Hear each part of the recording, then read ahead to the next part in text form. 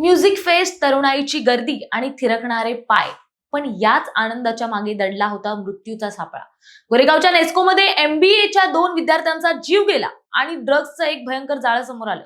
कोण आहे या मृत्यूचा सौदागर? पाहूया त्याचा विशेष व्हिडिओ. नमस्कार, मी प्राची शिरकर, प्रहार न्यूज लाईन मध्ये आपलं स्वागत करते. मुंबईच्या गोरेगावमधील नेस्को मैदानावर रंगलेला संगीत कार्यक्रम 2 कुटुंबांसाठी काय ठरलाय? मद्य आणि एक्स्टसी या अंमली पदार्थाचं जीव घेणं मिश्रण 2 निष्पाप विद्यार्थ्यांच्या जीवावर बेतलं. या प्रकरणाचा तपास करणाऱ्या वनराई पोलिसांनी आता या ड्रग्जच्या वितरणाची संपूर्ण साखळीच उलगडल्याचा दावा केलाय. पोलिसांच्या तपासात धक्कादायक माहिती समोर आली. मुख्य आरोपी प्रतीक पांडे हा कल्याणच्या आनंद पटेलच्या संपर्कात होता.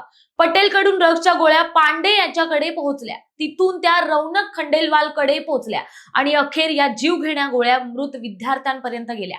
धक्कादायक म्हणजे कार्यक्रमात प्रवेश करण्यापूर्वीच या विद्यार्थ्यांनी ड्रग्ज घेतल्याचं आणि नंतर मद्यप्राशन केल्याचं तपासात स्पष्ट झालंय. या प्रकरणी पोलिसांनी आतापर्यंत 6 जणांना बेड्या ठोकल्या. यात कार्यक्रमाचा आयोजक आणि ड्रग्ज सप्लायरचाही समावेश आहे.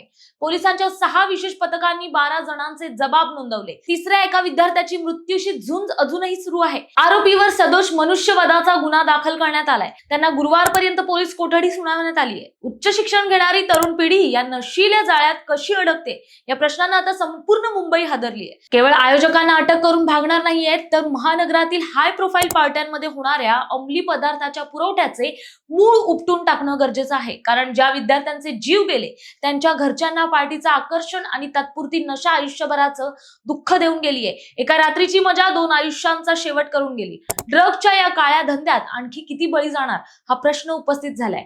तेव्हा आपल्या मुलांवर लक्ष ठेवा आणि जागरूक राहा, कारण तुमचं एक चुकीचं पाऊल जीव घेणं ठरू शकतं. तुम्हाला काय वाटतं याबद्दल आम्हाला कमेंट्स करून नक्की कळवा आणि असेच व्हिडिओ पाहण्यासाठी प्रहार न्यूज लाईनला फॉलो करा. धन्यवाद.